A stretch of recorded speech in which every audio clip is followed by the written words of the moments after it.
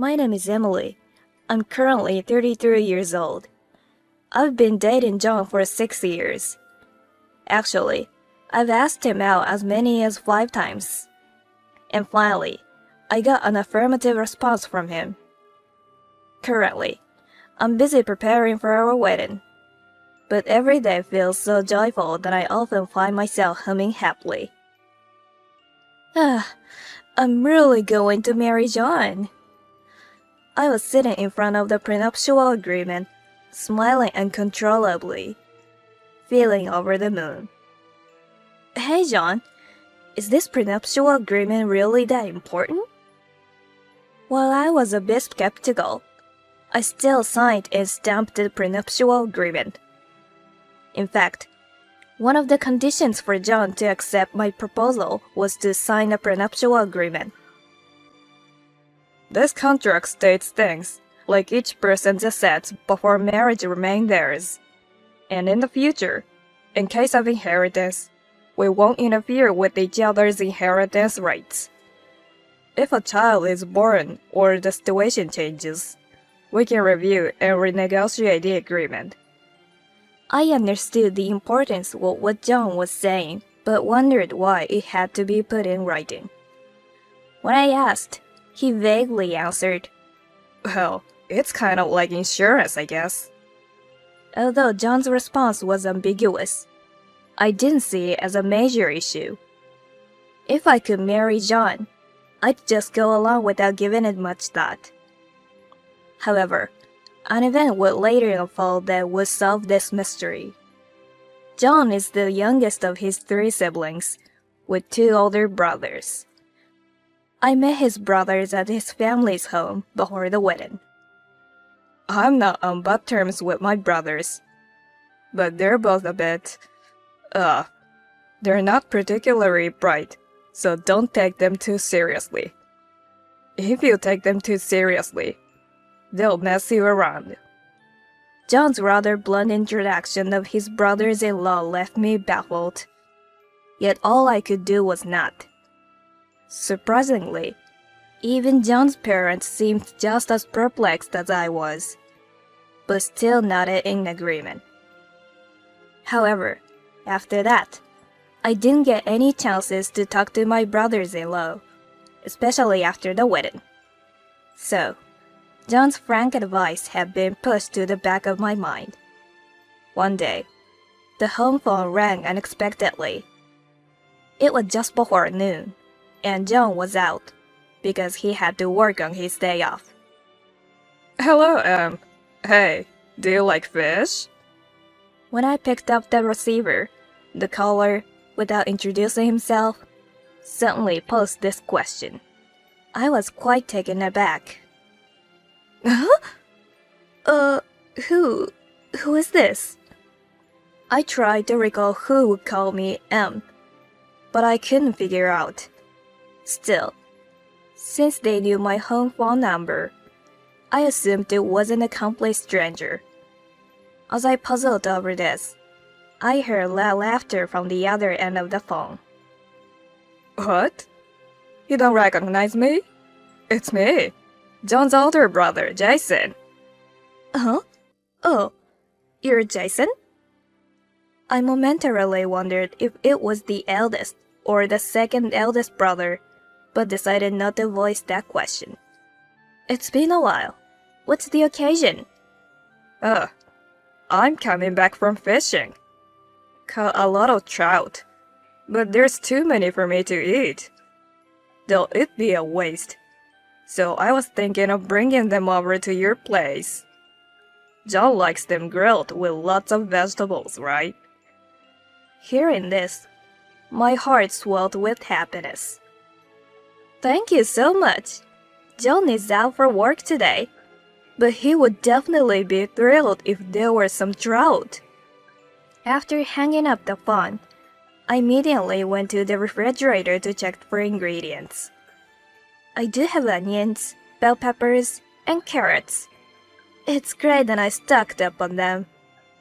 Then, humming my favorite song, I finally chopped many vegetables.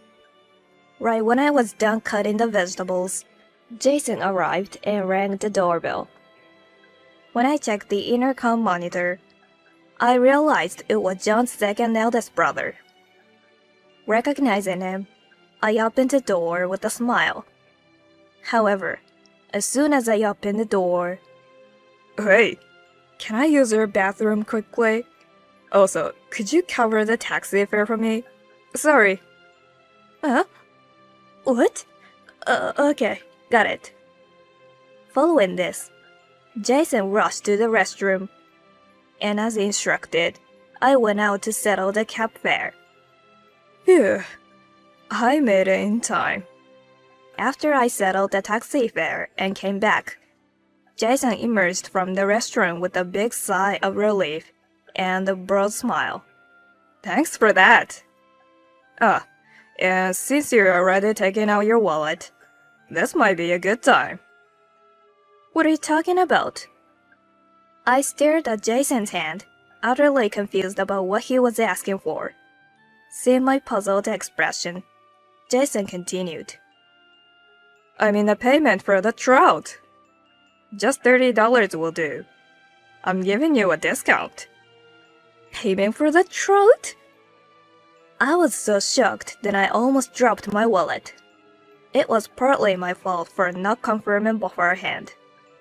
I had assumed he was just sharing them with us and hadn't thought it would cost anything. I wasn't expecting to get them entirely for free and had prepared some nice snacks as a token of appreciation. But $30 for trouts? Yet, Jason expected me to pay. Considering he mentioned bringing a generous amount of fish and not wanting things to be awkward, I reluctantly pulled out $30 from my wallet and handed it over to Jason. Thanks. So the trouts are inside the cooler box. Also, I'm leaving the fishing gear here. When John comes back, tell him to take them to our family home, okay? What? Wait, Jason? The entryway was littered with a cooler box and fishing gear. Even as I tried to figure out what to do with the scattered equipment, Jason didn't seem to care about my troubles and just left. Hey, wait a second. Due to all the fishing gear in the entrance, I couldn't easily get outside, and by the time I did, Jason was out of sight. What was he thinking? He never said he'd leave all this stuff. Our place isn't that spacious. It's just in the way. Oh, the taxi fare! I didn't get reimbursed. Amidst the chaos, I realized that I had not been reimbursed for the taxi fare I had covered for Jason. I stood there as I was upset, biting my lip. Now I have to ask John to take the fishing gear back to our family home and to get reimbursed for the taxi. This is going to be awkward to bring up to John. Then, something even more unbelievable happened. Huh? What is this? I decided to open the large cooler box that John's second eldest brother had left at the entrance. But instead of the expected bounty of trouts atop the overly packed ice, there were only a few fish, not even reaching 1 kilogram in total. No, this has to be a joke. I sank down dejectedly right at the entrance. What am I going to do? I've cut up so many vegetables already. While the real issue might not have been just about a fish, my bewilderment and sense of loss were so overwhelming that I couldn't find words to express them. Several months later, I was on my way to a cafe. Actually, I have something important to discuss. I want to keep this confidential from my brothers. I received such a message from John's eldest brother, Dave, in a serious tone. He mentioned that the matter would significantly impact John's future and strictly warned me not to tell our in-laws or John. Although I found the situation a bit suspicious, the cafe he had chosen wasn't unusual, and the meeting was set for the afternoon, so I decided to hear him out. Hey, Emily, over there, right there. As I walked into the cafe, my name was called out loudly.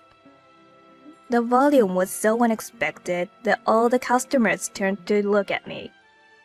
Embarrassed, I quickly made my way to the table where Dave was seated, apologizing to the other patrons as I passed. Emily, are you embarrassed? So cute. Seeing me, he laughed out loud again. As I felt the attention from people in the cafe, I tried to quiet him down. Dave, could you keep your voice down a bit? As I whispered my request, he started speaking loudly again. It seemed he had something important to share. Let me introduce her. She's my new girlfriend. A tall, beautiful woman, who had been out of my line of sight, suddenly stood up. Just as I began to greet her, a girlfriend? Oh, hello. I felt a sharp slap across my face and saw stars. Ouch! What? In shock from the unexpected slap, I tried to understand why this woman, whom I had just met, would do such a thing. Before I could react, the woman angrily exclaimed, "Are you kidding me with this plain-looking girl with no redeeming qualities as your new girlfriend? I can't believe you. Know this, I dumped you, now the other way around." With those words and furious eyes, she stormed out of the cafe, her heels loudly echoing her departure. Wait, Dave? What was that about? Seriously, ouch. Trying to ask for an explanation, I winced from the pain in my cheek. Why on earth did this just happen to me? After being slapped, I was initially in shock, but as I began to think clearly, immense anger welled up inside me. Dave, you said there was an important matter concerning John's future, right? That's why I came. Despite this, the fact that he used me is just too cruel. Dave responded without any sign of remorse. Sorry about that. I was falling out of love with her. Thanks to you, though, I finally broke up with her. Thanks for acting as my girlfriend on short notice. Let's calm down and chat. Don't be so mad. Okay, Emily. Dave! Please don't call me Emily so casually. Seeing Dave's carefree demeanor further irritated me. However, Dave said, Come on, don't be so mad. This happens all the time, right? You're overreacting. This seemed to indicate he felt no guilt about dragging me into his breakup. What? Overreacting? This is the first time in my life I've been slapped by someone. So, no, I'm not overreacting. Telling me to calm down is unreasonable. My anger reached its peak, and I couldn't help but shout, "Stop messing around!" Reacting to my outburst, he said, Wow, Emily, you're scarier than you look. Didn't see that coming. Look, the other customers are staring. Many faces inside the cafe were looking in my direction, displaying a mix of curiosity, confusion, and annoyance. Oh no. Unable to withstand all the stares, I crouched down. Meanwhile, Dave walked past me, heading for the exit. See ya, Emily. Give my regards to John. Huh? Wait! Dave! Wait! As he nonchalantly left the cafe, leaving me behind. I tried to suppress my embarrassment and stood up. But then, an employee approached me with a concerned expression. I'm sorry, but could you please settle the bill? What? Huh? Me? Pay the bill? What? What? This has got to be a joke. I would have probably shouted out loud if there weren't people around. Following the incidents with Jason and then Dave, I came to dislike them so much that I never wanted to see them again. That's why I told John everything about what his brothers did and decided not to respond to their messages. If there were a need to communicate, it will be through John. However, the story is different when it comes to John's parents. John's parents cherish me greatly. More importantly, they are the parents of John, whom I love. So, when it was decided to celebrate their 60th birthdays, I couldn't refuse to attend. Oh my! This place is much more spacious than I imagined. I'm surprised. What a lovely garden. Oh, is that an annex over there? Yes, that's right. The main house is relatively new, but the annex was relocated from an old traditional house. It's about 230 years old. Really? With attached roof and a porch? Oh, is the well still working? Emily, can I take some pictures later? John's mother loves old buildings, and she was joyfully expressing her admiration. Seeing her so happy made me smile as well. Of course you can, Mr. Smith. John's parents, with his mother touching the main pillar and his father standing by her side, looked very pleased. The place they wished to hold their 60th birthday celebration was the old traditional house that I had inherited from my grandparents. Actually, my wife and I met during that old building tour. We sat on the porch, drank tea, and realized we were the same age. We hit it off from there. Yes, at some point in the past, John's father has shared the story of how he and John's mother met. I'm glad you both like it so much. I should have invited you sooner. I apologize for the lack of furnishings. I regretted not showing them the house a bit sooner. The house had been rented out when my grandparents moved into a nursing home and was used as a restaurant until the previous week. I agreed to let John's parents visit after the restaurant closed, but she felt she should have shown them the house when it was fully furnished. Oh, Emily, don't worry about it. This is more than enough. And because there are no other guests, we can fully enjoy the serene atmosphere. Indeed, John's parents had come much earlier than the scheduled party time. They took their time exploring the old house and even brought a bottle to enjoy tea on the porch. If it weren't for the surrounding noise, I would have probably shouted out loud. However, this quiet atmosphere was suddenly disrupted by loud footsteps and shouting. Hey, is John the only one greeting guests? The place seems empty. Seriously. Is the meal catered to?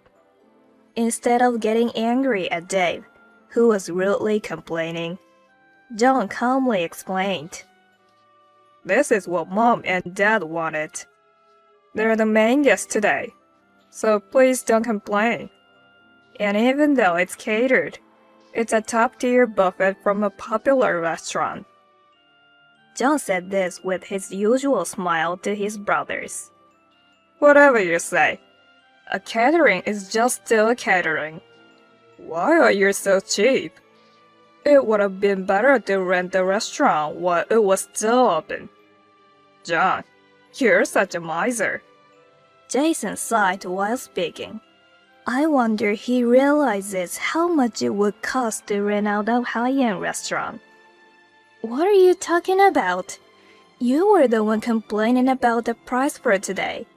Who's the real miser here? He still owes me money for small expenses and unresolved issues with his girlfriend.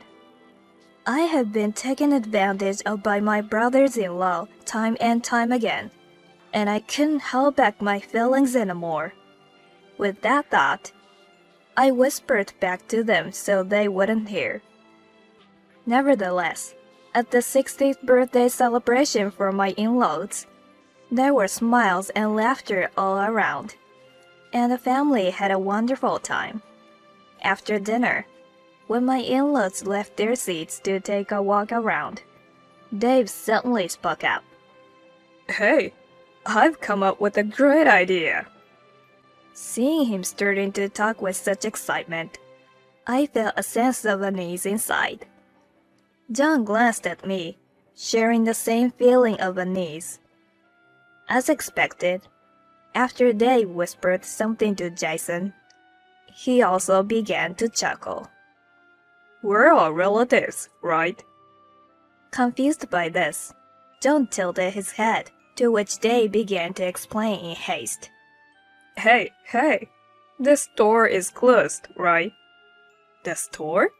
Yes, it closed last week. After John answered, the brothers-in-law leaned in with great excitement. Hey, you! You did well, huh? This is like hitting the jackpot, isn't it? Exactly. You got such a large piece of land and a magnificent house all to yourself. You're seriously lucky. What? What are you talking about? You guys are mistaken, aren't you? However, the brothers-in-law ignored John's words and continued their conversation. Don't you think it's a waste for you to have such a grand house all to yourself? Yeah, there's no problem if you share a bed with us. It felt as though they had found prey. Watching the brothers-in-law approach in such a manner made me uncomfortable. But soon, a good idea regarding how to deal with these brothers-in-law popped into my head. Do you have any requests? I asked with a forced smile. The brothers-in-law's eyes lit up, and they seemed filled with anticipation. Perhaps they misunderstood that the property I inherited was John's, and they probably hoped to get a share of it. Could there be such a convenient story? When the topic of inheritance came up for me, John made sure the prenuptial agreement was in place. Indeed, John made no demands against me as per the agreement. If you ever have troubles, I'll be there to discuss them. But I promise not to interfere with what's yours, John had said. I was truly grateful for his kindness and grew to love John even more. On the other hand, the brothers-in-law's despicable actions were intolerable. They chose to prioritize their own desires over family ties. There is no reason to be considerate of such people. And this place is amazing. Prime location. You can get anything you want. And this mansion is incredible. Seriously, it's almost too big, right? What if I decide to have my younger brother's family live here? If you don't like it, you can sever ties with us. The two began discussing, wearing vulgar grinning faces. Taking a deep breath, I clearly said, I don't mind. They probably hadn't expected me to answer so quickly. The brothers-in-law looked at me in surprise. Huh? Really? Are you sure? I thought, what's with this? They are the ones who suggested moving in. But since they kept insisting, I replied, I'm fine with it. Not just Jason's family, but I invite Dave to live here too. Here is the key. Please take it. I handed them the keys. Upon receiving the keys, they were visibly pleased. Wow, Emily, you're very understanding. This helps a lot. As expected of Emily, so generous. You have such a good heart. Brimming with joy, they immediately started discussing moving preparations. Hey, Emily, are you sure about this?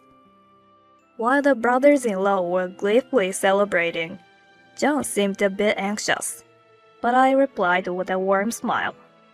John, it's fine. There's nothing to worry about. Just watch. Sometime after the 60th birthday celebration for our in-laws, while relaxing at home with John, our intercom suddenly rang persistently. Wondering what was going on, I went to check and found the pale-faced brothers-in-law standing there. Hey, the house is in big trouble. Please, tell them to stop, Emily. Saying this, the brothers-in-law approached me frantically. The house. When we returned from outside, bulldozers. They're tearing down the house with bulldozers. Even if we tell them to stop because we live here, they won't listen at all. The brothers-in-law strongly protested, but I calmly replied with a smile. Well, it's only natural. The brothers-in-law looked back at me in shock. What? What are you talking about? What I mean is, a high-rise condominium is scheduled to be built there soon. That's why the house needs to be demolished. Huh? A high-rise condo? For a moment, the brothers-in-law were speechless and stunned. The upscale restaurant was thriving too, but they either closed or relocated. I had left the utilities like water, electricity, and gas contracted until yesterday, due to the 60th birthday celebration. So, did you face any inconvenience today? Come to think of it. They must have realized the disruption in utilities. Their faces turned pale. Is that true? Emily, this isn't a joke, right? How can they say it's a joke when bulldozers have already started demolishing the house? It's true. Why would I lie about something like this now? So, you might want to hurry and remove your belongings if possible. To avoid unnecessary fuss and confusion, I straightforwardly presented the situation to the brothers-in-law. Our stuff? I've requested the constructors, when demolishing the house, dispose of everything left inside as well. If the bulldozers have started, everything will likely be cleared out soon. If I were you, instead of wasting time here, I'd quickly retrieve any valuables. The brothers-in-law exchanged panicked glances and yelled, Let's hurry. This is bad. Very bad. This is bad. Hurry up. The two of them rushed out in a panic. After watching them go, I turned to John. No one told them about this, right? Our parents and I have been constantly troubled by my elder brothers. Maybe it's good for them to face some hardship for once, but it might have caused trouble for the workers at the site. I had already informed John and our in-laws that the brothers intended to move into that house, and even gave them the keys. Furthermore, I explained that the house and land were already sold, and the handover date was decided. I provided all these details and left it to our in-laws and John to decide whether to pass on this information to the brothers. Given what transpired, it seems none of them informed the brothers of the truth. Don't worry. I've spoken to the people on site and the buyers to explain the situation. Indeed, I anticipated this outcome and had taken the initiative to explain things to the workers beforehand. I hope this teaches my brothers-in-law some lesson. John and I had this conversation, and went to sleep that night. The next morning, You too. I never imagined it would be this bad. at the in-laws' house, the mother-in-law sighed heavily in the living room. In front of her, the dejected brothers were sitting down. They were told it was dangerous because the house was being demolished, so they weren't allowed inside. They even tried to sneak in at night when there was no one. Well, I'm sorry. It seems they tried to get over the restricted barriers at night to retrieve their valuables. However, the flashlight they used caught the attention of the neighbor, who became suspicious and called the police. Consequently, they were apprehended by the officers. So, after all that, you can retrieve your belongings from the house, and to top it off, you got involved with the police. We... Every time the in-laws sighed, the brothers desperately tried to come up with excuses, but no one was willing to listen. To make matters worse, their past misdeeds were brought up, and the brothers were enveloped in an uncomfortable silence. Hey, both of you. Apologize to Emily properly. Frustrated with their continuous excuses and lack of remorse, John snapped at the brothers. Suddenly, Dave retaliated. What? What are you saying? Isn't all of this our fault? First, she charmed us with her sweetness, and now this. Damn her! She set us up. Exactly. I knew something was off. She just handed over the keys to the house so easily. And selling the house without permission is absurd. Hearing their irrational outburst, I couldn't help but smirk. Arguing back would just be ridiculous. My dear brothers-in-law, it seems you have some misunderstandings. The land and house were inherited by me, not John. Before our marriage, John even prepared a prenuptial agreement to protect my assets.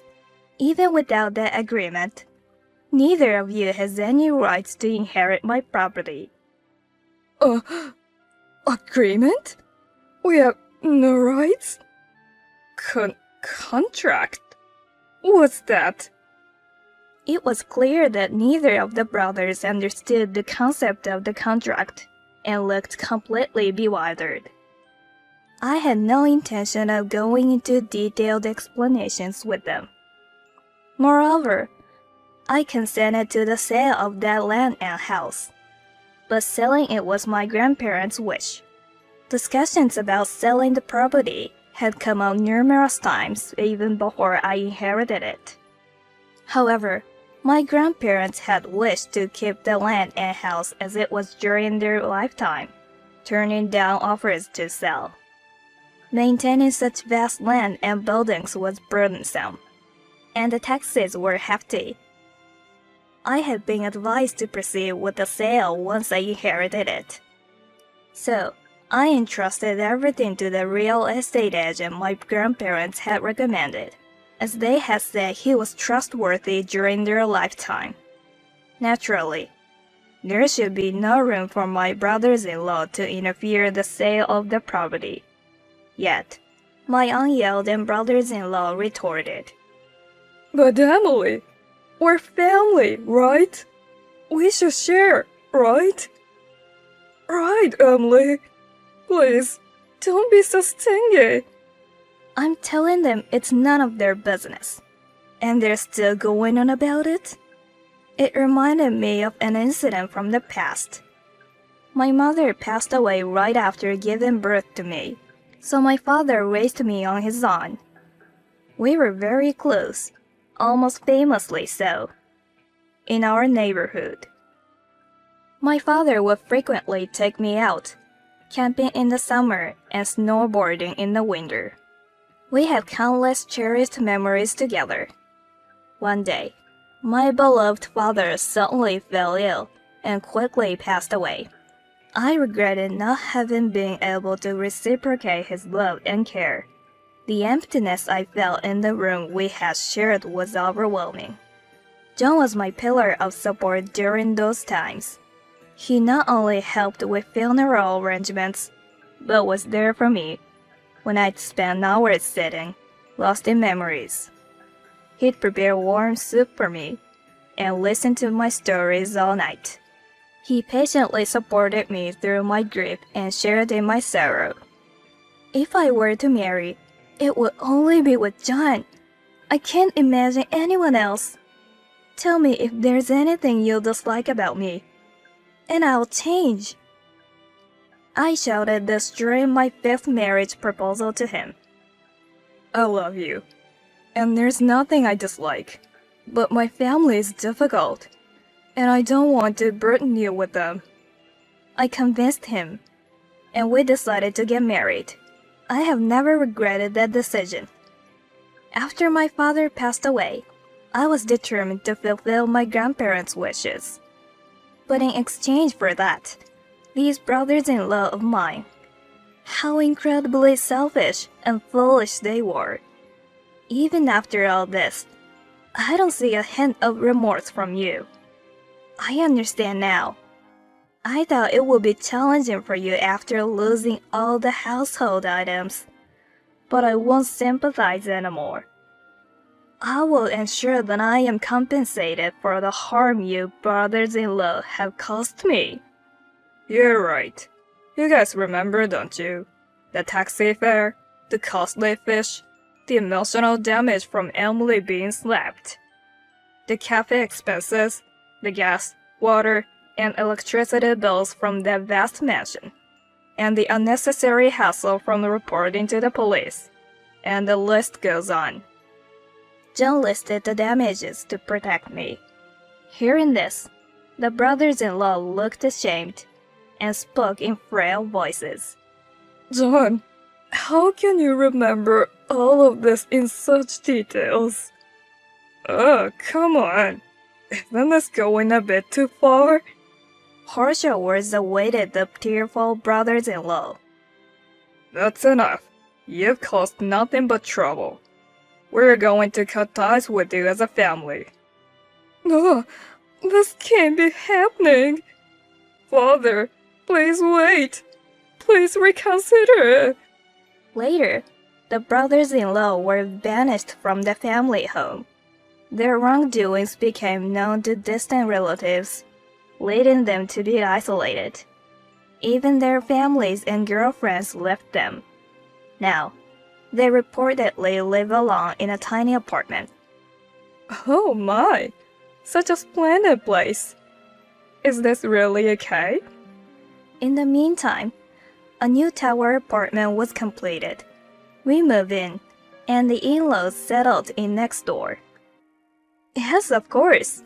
One of the conditions of the land sale was that we would be given one floor. On the contrary, I'm truly grateful to Mr. Smith and Mrs. Smith for indulging my whims. We incorporated cherished furniture and memorabilia from our grandparents' old house into our new home and took a commemorative photo with the in-laws. Let's display the old photos alongside the new ones. In that photo, my loved ones are looking at us and smiling. I decided anew that I would continue to protect these smiles forever.